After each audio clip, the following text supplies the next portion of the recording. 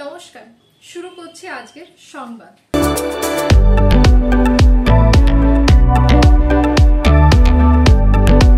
21 মানে প্রতিজ্ঞা, 21 মানে মুঠো হাত, 21 মানে সৌরাচারীর বিরুদ্ধে হানো প্রতিঘাত। 21-এর ভোর জ্বালায় আলো, চেনাই মোদের এই স্বদেশ, শহীদ স্মরণে আপন মরণে অসমাপ্ত কাজ করব শেষ। হ্যাঁ, 1993-এর 21শে জুলাই কলকাতার রাজপথে রক্তে রাঙা 13 জন শহীদের অসমাপ্ত কাজ সমাপ্ত করার লক্ষ্য নিয়ে তারপর থেকেই 30টি বছর পায়ে পায়ে এগিয়ে আসা প্রতিজ্ঞাবদ্ধ মন আর মুঠো হাত নিয়ে মানুষের পাশে থেকে লড়াই করার অঙ্গীকারে। আর সেই লড়াইয়ের বার্তা নিতেই প্রতি বছর কলকাতার ধর্মতলায় এই 21-এর ভোরে ছুটে যাওয়া।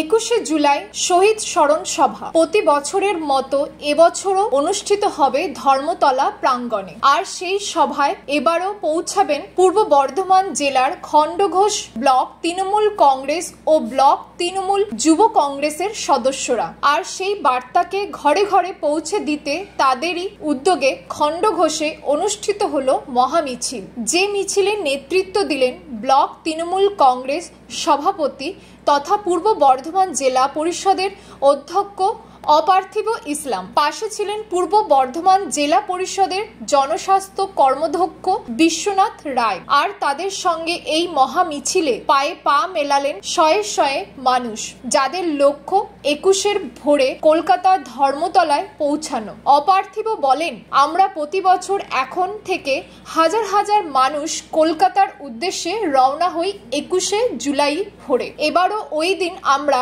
কলকাতার শহীদ স্মরণ সভায় উপস্থিত হব দলে দলে।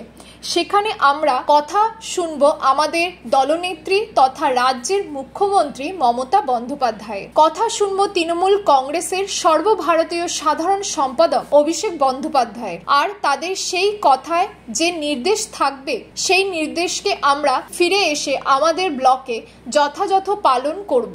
আমাদের লক্ষ্য হবে আগামী 2026-এর বিধানসভা নির্বাচনে তৃণমূল কংগ্রেস প্রার্থীকে জয়যুক্ত করা। আর সেই লক্ষ্য নিয়েই আমরা আগামীতে পথ হাঁটব শত শহীদদের অসমাপ্ত কাজ সমাপ্ত করার অঙ্গীকারে।